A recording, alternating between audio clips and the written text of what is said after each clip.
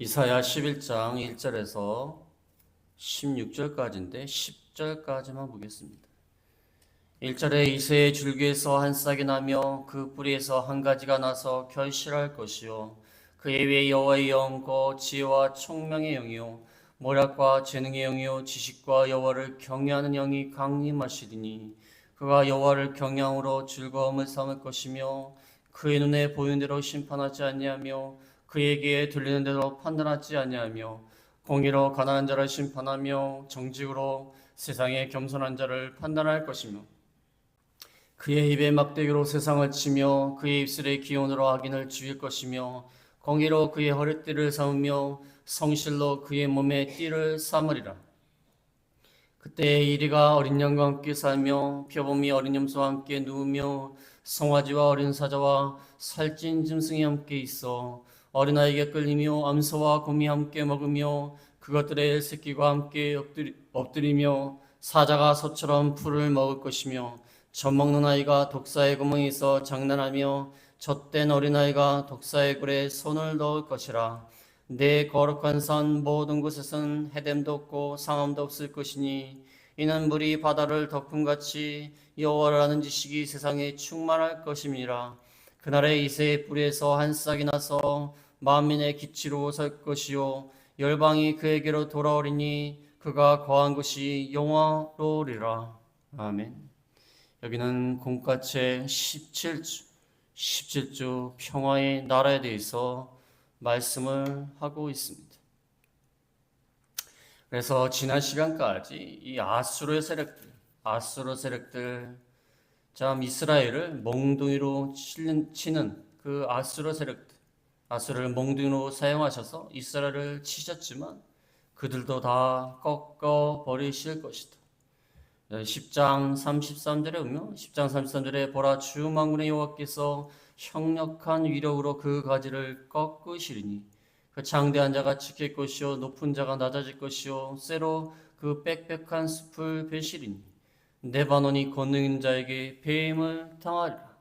아수르의 세력들, 이방의 세력들은 아무리 레바논의 나무처럼 백향목처럼 큰 나무일지라도 하나님께서 다 찍어버리시고 넘어뜨리시고 낫게 할 것이다.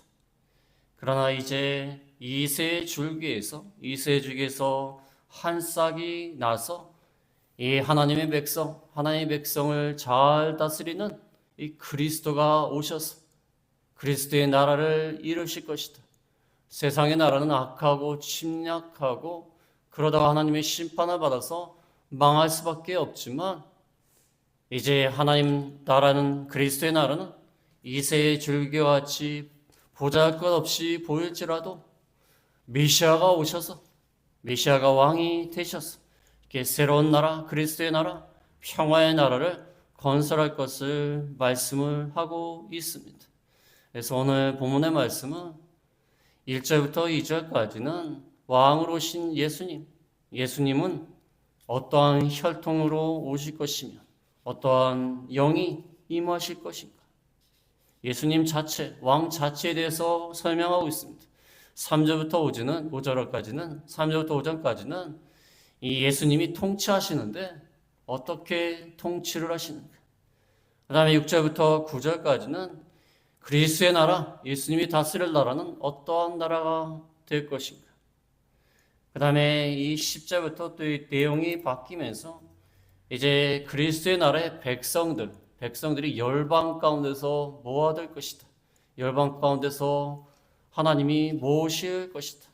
그것을 말씀을 하고 있는 것입니다.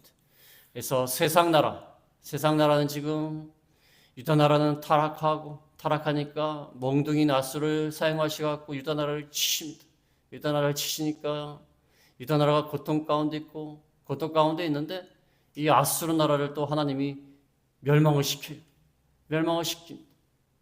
이런 혼란한 세상, 악을 행해서 하나님 앞에 징계를 받고 심판을 받고 유다 나라도 심판을 받고 아수르도 심판을 받고 그런 복잡한 세상의 나라가 있는가 하면 이제 이새의 줄기 가운데서 다윗의 자손 가운데서 오실 메시아를 통하여 이루실 그 하나님의 나라, 세상 나라와 비교할 수 없는 그 하나님의 나라, 왕은 어떠한 분이며 어떻게 통치하시고 그가 통치하실 나라는 어떤 나라가 될 것인가.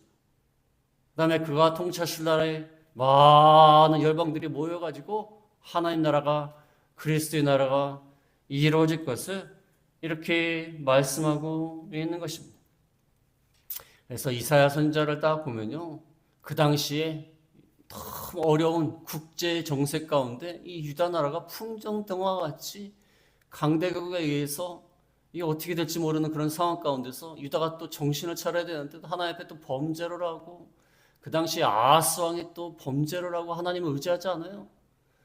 또 강대국들이 지금 쳐들어오려고 호시탐탐 노리고 있고 또 쳐들어왔고 이미 쳐들어온 상황이고, 그럼 풍정등화 같은 세상 가운데서 이 나라 너머에 계실 그 그리스도의 나라, 이 나라를 초월한 그 그리스도의 나라, 그 나라를 이렇게 바라보면서, 평화의 나라를 바라보면서 이렇게 말씀을 증거하고 있는 것입니다.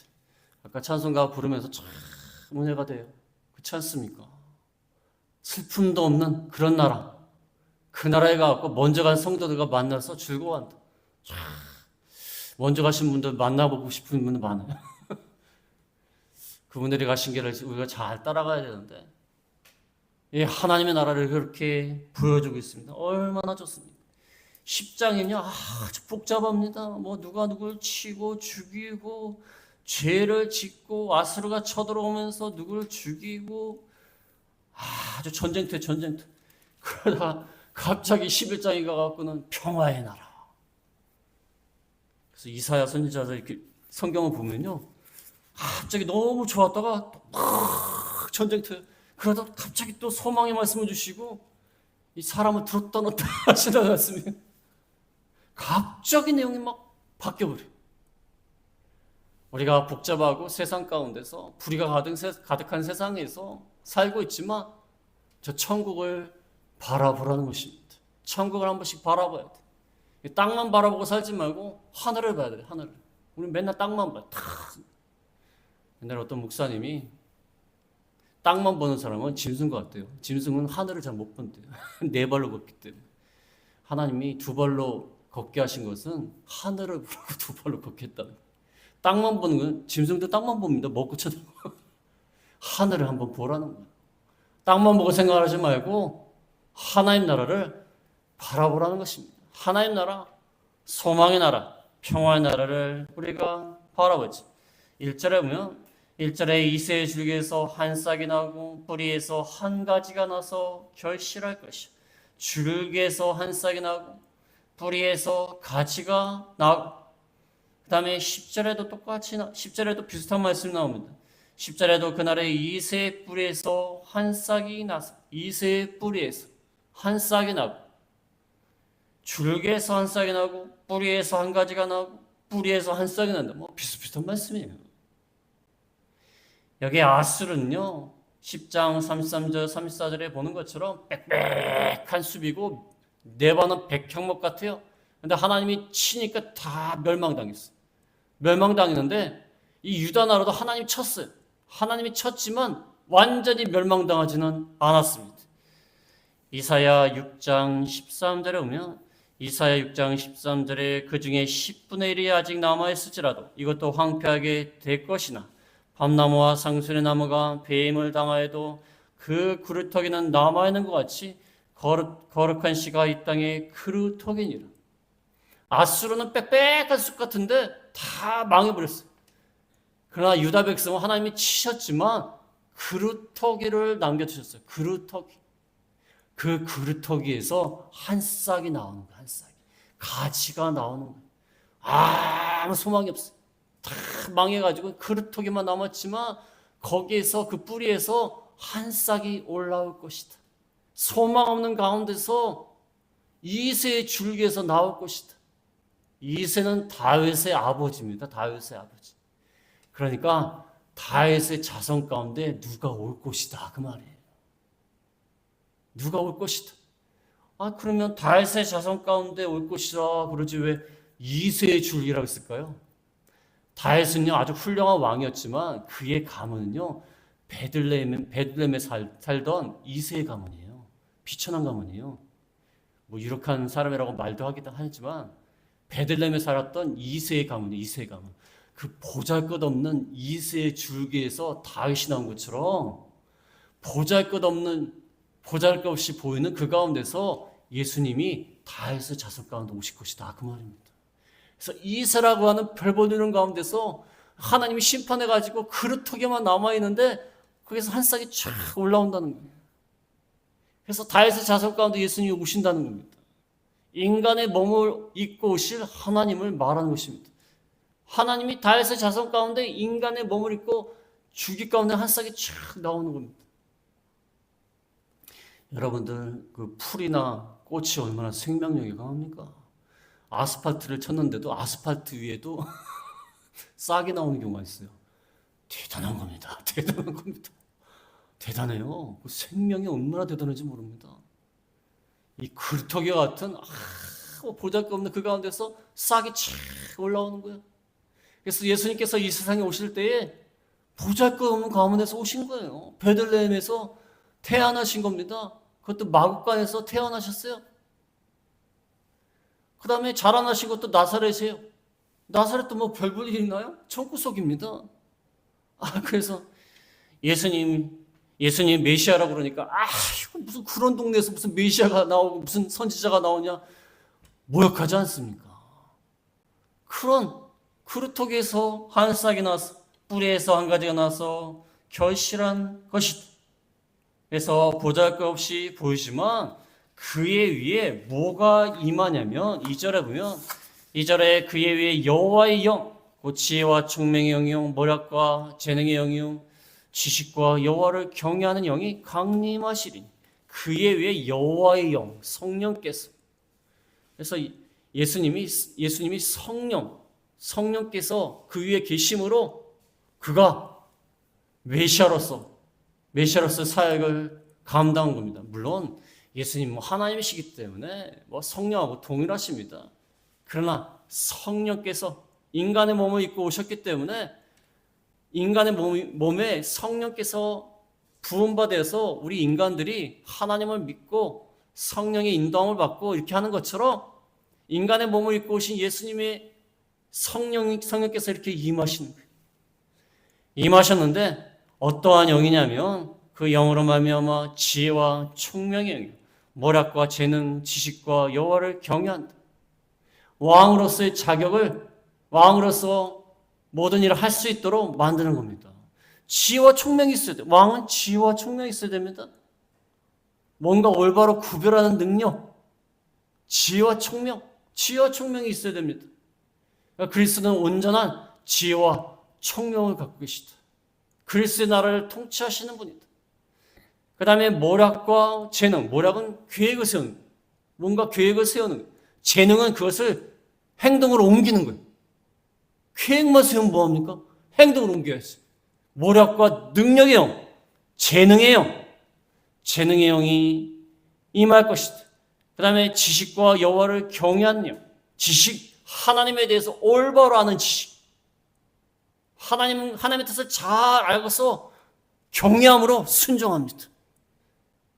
예수님께서 얼마나 하나님 뜻을 잘 아셨지 않습니까? 온전히 하나님 뜻을 아시고 하나님을 온전히 순종하셨어요. 아들이라도 순종했다고 했어요. 아들이라도 순종함으로써 하나님과 동등하시지만 순종하셨어요. 하나님의 뜻을 온전히 순종하시는 그 그리스도, 그가 왕이 되셔갖고 그리스도의 나라를 다스리는 거예요. 세상에 이런 왕이 어디 있습니까? 세상에 이런 왕은 없어요. 그렇지 않습니까? 이 2절 말씀 속에는 벌써 하나님이 이 땅에 오셔서 그리스도의 나라를 이루실 것을 말하는 것입니다. 아니, 다윗의 자손 가운데 인간 왕이, 이런 왕이 있습니까? 이런 왕이 어디 있습니까? 인간의 역사를 아무리 찾아봐도요, 이런 왕은 없어요. 뭐 초기에는 잘하죠. 나라를 잘 다스리겠다고 해놓고 나중에는 타락하고 나중에 권모술수를 쓰고 자기 이득을 취하고 쾌락과 방탕으로 빠지고 대부분의 왕들이 그래요. 대부분의. 또 실수가 많고 아무리 완벽해 보여도 실수가 없는 왕은 없어요. 그러나 그리스도는 지혜와 총명, 모략과 재능, 지식과 여호와를 경외하는 영이 강림하시리니 성령께서 그 위에 강림하심으로 그가 그리스도의 나라의 진정한 왕으로서 나라를 다스리는 겁니다. 그런 그리스도가 오실 것이다. 그래서 그 나라를 이룰 것이다. 그래서 세상 나라를 보면요, 한심합니다. 완벽한 나라가 어디 있습니까? 완벽한 나라가 없어요. 뭐 지도자가 바뀐다고 해서 뭐 풀거 있습니까? 뭐 예수님만 하겠어요? 예수님 하겠어요? 어떤 분은 막 옛날에 언젠가요? 선거하러 가는데 그냥 그분이 되셔야 되는데 그분이 돼야지 뭐 대한민국이 바뀌고 뭐하고 바뀌고. 내가 그래서 한마디 했어요. 뭐 그리스도가 오시는 것도 아닌데 뭘 그러십니까? 뭐 그리스도가 왕이 되실 겁니까? 그렇습니까? 아니 세상 나라가 뭐 해봤자 뭐 얼마나 하겠습니까? 그렇지 않습니까? 그리스도가 오셔서 이룰 나라에 비하면 아무것도 아니에요. 아무것도 아니에요. 지혜와 총명, 모략과 재능, 지식과 여호와를 경외한 영이 강림하실 것이다. 그래서 어떻게 다스리냐면은 3절에 보면은 그가 여호와를 경외함으로 즐거움을 삼을 것이요 그의 눈에 보이는 대로 심판하지 아니하며 그의 귀에 들리는 대로 판단하지 아니하며. 여호와를 경외하는 것, 오로지 아들이시더라도 아버지 되신 하나님의 말씀을 경외하고 순종하고 그걸로 즐거움을 사는 거예요. 즐거움을 산다는 것은 꽃향기를 맡듯이 즐거워하는 거예요. 하나님을 경외하는 것을 꽃향기를 맡는 것처럼 즐거워하는 거예요. 우리가 꽃향기 맡으면 얼마나 좋습니까? 근데 하나님을 경외하는 것을 그걸로 삼는 거예요. 하나님을 두렵고 떨림으로 경외하는. 그래서 눈에 보이는 대로 귀에 들리는 대로 판단하지 않습니다. 예수님은요, 눈에 보이는 대로 겉모습을 보고 판단하지 않습니다.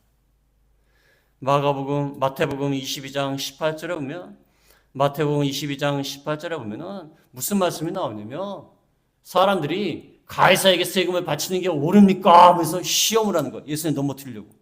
그러니까 예수님이 그들의 악함을 아셨다고 했어요. 악한 의도를 하신 거예요. 악한 의도. 예수님은 눈에 보이는 대로 귀에 들리는 대로 판단하지 않아요. 중심을 보시는 예수님입니다. 중심을 보시는. 그래서 4절에 보면은 4절에 공의로 가난한 자를 심판하며 정직으로 세상에 겸손한 자를 판단할 것이며 그의 입에 막대기로 세상을 치며 그의 입술의 기운으로 악인을 죽일 것이며. 공의로 가난한 자를 심판하고 정직으로 세상에 겸손한 자를 판단합니다. 가난한 자와 겸손한 자, 겉으로 보기에는 가난한 자는 좀 불쌍해 보이고 겸손한 자는 좀 겸손하지 않습니까? 겸손하게 보여요. 그러나 이 왕은 공의로 정직으로 공정하게 심판하는 거예요. 무슨 말이냐면 겉으로 보기에는 가난하고 겉으로 보기에는 힘이 없고 겉으로 보기에는 정직한 것 같고 겸손한 것 같지만 그 중심을 보고 공정하게 심판한다는 거예요. 서양 사람들은 조금 겉으로 보기에 좀 잘난 척하고 겉으로 보기에 좀 뭐 거들먹거리고 그러면은 잘못된 사람, 뭐한 사람 이렇게 말하지만 이 예수님은 정확하게 심령을 꿰뚫어 보셔갖고 가난한 자도 심판하고 겸손한 자도 판단하는 거예요. 겉으로 보이는 것을 보이는 대로 판단하는 게 아니에요. 공의로, 정직이라는 것은 공정하다는 뜻이 공정하게 심판하고 판단하시는, 겉으로 판단하는 게 아니에요. 서양 사람들은 속습니다. 겉으로 겸손한 척, 정직한 척, 착한 척 그러면 이 사람 착한가 보다 이러죠. 그러나 예수님은 그렇지 않다는 거예요. 그리스도는 그렇지 않다는 것입니다. 공정하게 판단을 할 것이다. 그 다음에 입에 막대기로 세상을 치고 입술의 기운으로 악인을 죽일 것입니다. 말씀 한마디로 세상을 치고 심판합니다. 말씀. 우리가 시편에서 배웠지 않습니까? 하나님의 말씀으로 세상을 지었기 때문에 그 말씀이 능력이 있어요. 그 말씀으로 심판할 것이다. 요한계시록 19장 15절에 보면 요한계시록 19장 15절에 그의 입에서 예리한 검이 나오니 그것으로 만국을 치겠고 친히 그들을 철장으로 다스리니 예의한 검이 입에서부터 나와서 말씀으로 세상의 악한 자들을 다 치는 거예요. 말씀의 능력이 말씀의 능력. 그래서 예수님은 무슨 무기가 필요 없습니다. 그리스도는 무기가 필요 없어요. 말씀 한마디로 다 되는 것입니다. 말씀의 능력이 있는 것입니다. 그것으로 다 판단하게 될 것이다. 그 다음에 5절에 보면은 5절에 공의로 그의 허리띠를 삼으며 성실로 그의 몸에 띠를 삼으리라. 허리띠와 몸에 띠를 삼아요. 우리가 뭔가 일을 하기 위해서는 띠를 두르고 자 묶지 않습니까? 흘러내리지 말라. 쫙 묶어서 뭔가 행동하려고 하지 않습니까? 근데 그리스도는 공의로 성실로서 모든 일을 하는 거예요. 공의로 올바르게 신실하게 당신의 일을 하는 거예요. 그것으로 띠를 삼는 거예요. 사람들은요 거짓으로 띠를 삼고 게으름으로 띠를 삼아요. 거짓으로 게으름으로 띠를 삼습니다. 우리가 무슨 일을 하려면 허리띠를 잘 동에 매지 않습니까? 잘 벨트를 매고 준비를 잘 하지 않습니까? 근데 사람들은 거짓으로 게으름으로 띠를 삼아요. 그러니까 흘렁흘렁 하는 것입니다. 바지가 흘렁흘렁. 게으름으로 거짓으로 그렇게 모든 일을 합니다. 그러나 그리스도는 그렇지 않다. 모든 일에 공정하게 올바르게 신실하게 당신의 일을 한다는 것입니다. 세상에 이런 왕이 어디 있습니까? 그리스도의 나라, 그가 왕이 되신 그 나라는 이러한 나라가 되어서 온전한 공평과 정의와 공의가 이루어질 것이다. 눈으로 보이는 대로 판단하지 않을 것이다. 그 왕은 뛰어난 왕이다. 지혜와 총명과 모략과 재능과 지식과 하나님의 경외함으로 모든 것을 통치할 것이다. 이런 왕으로 통치하니까 그의 나라가 어떻게 되겠습니까? 6절에 오면은 6절에 그때 어린 양과 이리가 어린 양과 함께 살며 표범이 어린 염소와 함께 누우며 송아지와 어린 사자와 살찐 짐승이 함께 있어 어린아이에게 끌리며 암소와 곰이 함께 먹으며 그것들의 새끼가 함께 엎드리며. 자, 이 말씀 볼 때 참 얼마나 이 평화로운 모습입니다. 여러분 동물의 왕국 같은 프로그램을 보면요 동물에 관심이 있어서 보다가도 그 잡아먹는 장면 보면 참 끔찍해요. 살아있는 것 갖다 잡아가고 뜯어먹지 않습니까? 얼마나 이 먹잇감이 되는 짐승들은 고통 가운데 죽겠습니까? 우리 사람으로 한번 생각해 보세요. 이렇게 살아있는 누가 와갖고 뜯어서 피가 막 사방으로 튀고 막 울부짖고 얼마나 고통스러워.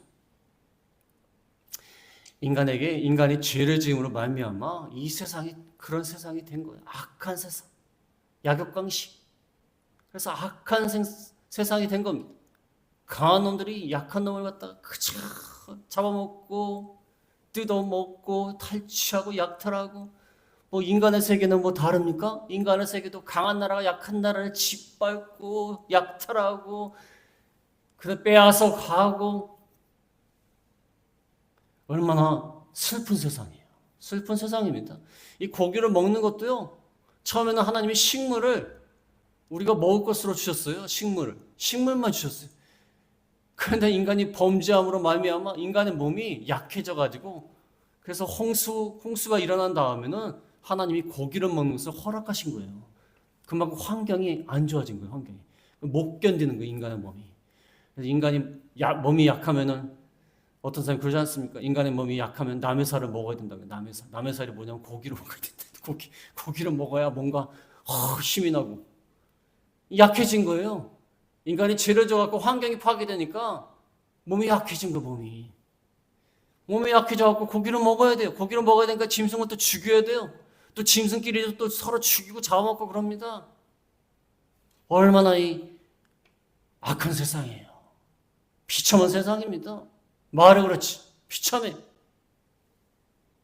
내가 어디 가보니까 끔찍하더라고요. 작은 작은 꽃게인가 조그만 게 가는데 큰 물고기가 와서 서로 양쪽으로 딱 잡아먹는 거예요. 찢었어요. 아이고, 끔찍해요. 우리 찢긴다고 생각, 바다를 찢긴다고 생각해보세요. 얼마나 끔찍합니까? 끔찍한 세상이에요. 근데 그리스도의 나라는 얼마나 평화로운지, 이리가 어린 양, 표범이 어린 염소, 송아지와 어린 사자, 암소와 곰, 잡아먹는 것과 잡아먹히는 게 한 쌍으로 돼 있어요. 잡아먹는 것과 잡아먹히는 게. 이리와 어린 양, 표범이 어린 염소, 송아지와 어린 사자, 암소와 곰. 잡아먹는 것과 잡아먹히는 게 하나로 돼 있어요. 그래갖고 이리가 어린 양과 같이 있고, 표범이 어린 염소와 같이 있고, 송아지가 어린 사자와 같이 있고, 암소와 곰이 같이 있어요. 아무 문제가 없어요. 서로 함께 같이 있습니다. 잡아먹지 않습니다. 서로 같이 있어서 같이 함께 놀며 같이 즐거워요. 이 정도가 돼야 하나님의 나라 아닙니까? 이 정도가 돼요. 그렇지 않습니까? 아니, 우리가 하나님 나라에 가는데 서로 잡아먹고 뜯어먹고요. 아니, 뭐 세상이 너무 다를 게 없네. 우리가 하나님의 나라 가는데 성도들끼리 서로 뭐 뜯고 싸우고 그러면 그게 무슨 하나님의 나라예요? 내가 잘못 왔나? 그게 뭐 하나님의 나라입니까? 하나님 나라는 온전한 평화, 서로 잡아먹지도 않고 화목하고 화해하고 서로 공생하고 공존하는 나라. 그 다음에 6절 끝에 보면 어린아이에게 끌리며, 어린아이가 있는데도 어린아이와 같이 노는 거예요. 어린아이를 해치지도 않고 같이 노는 거예요. 그 다음에 7절 끝에 보면, 7절 끝에 보면 사자가 소처럼 풀을 먹을 것이요. 다 초식동물이 되는 거예요. 서로 잡아먹지 않고 모든 동물들이 다 풀을 먹어요. 사자가 풀을 먹으면 뭐 다른 거 말할 거 없지 않습니까? 다 풀을 먹고 사는 평화로운 나라가 될 것이다. 그 다음에 8절에 보면, 8절에 젖먹는 아이가 독사의 구멍에서 장난하며 젖된 어린아이가 독사의 굴에 손을 넣을 것이라. 독사의 구멍에 젖먹는 어린아이, 젖된 어린아이, 뭐 아무것도 몰라요. 아무것도 모르고 뭐 장난치는 겁니다. 독사의 구멍에 장난치고 독사의 굴에다가 손을 넣고, 아이가 아무것도 모르니까. 그래도 아무런 일이 일어나질 않아요. 독사를 특별히 왜 언급했냐면, 하와를 유혹한 게 뱀 아닙니까? 뱀이 하와를 유혹해갖고 인간이 범죄를 했어요. 그래갖고 여자와 뱀이, 여자의 후손과 뱀의 후손이 원수가 된 거예요. 그러나 이제는 하나님 나라에서는 화목하는 거예요. 더 이상 적대하지 않아요. 적대하지 않아갖고 독사의 구멍에 손을 넣어도 인간을 범죄하게 만들었던 그 뱀이 해하지 않는 거예요. 기가 막힌 나라예요. 6절부터 8절 말씀 보면 무슨 동화책 같아요. 그렇지 않습니까? 그런데 이런 나라가 그리스도의 나라에서는 서로 이루어진다는 것입니다. 세상 나라를 한번 살펴보세요. 싸우고 상대방이 약하면 약점을 노려가지고 막 침략하고 영토를 빼앗고, 빼앗는 자가 장땡이에요. 그냥 빼앗으면 끝이야. 끝. 빼앗는 게 다 자기 거예요. 그냥 약한 사람은 뭐라고 말도 못하고 서로도 뭐 참아야 되고, 얼마나 이 악한 세상입니까? 지금 러시아 우크라이나 또 미국까지 지금 끼어들어가지고 아주 볼만합니다. 애들 싸움하고 똑같아. 애들 싸움. 땅 따먹기 하는 거야. 땅 따먹기 하는 거예요. 이건 내 땅이다. 아니야, 내 땅이야. 트럼프는 빨리 끝내라. 돈 없다. 우리 돈 안 대준다. 그런 거 앉아 있고, 뭐 그 나라 관심 없어요. 돈 대주는 거 힘들다. 뭐 힘들죠. 힘든데 그러고 있어요.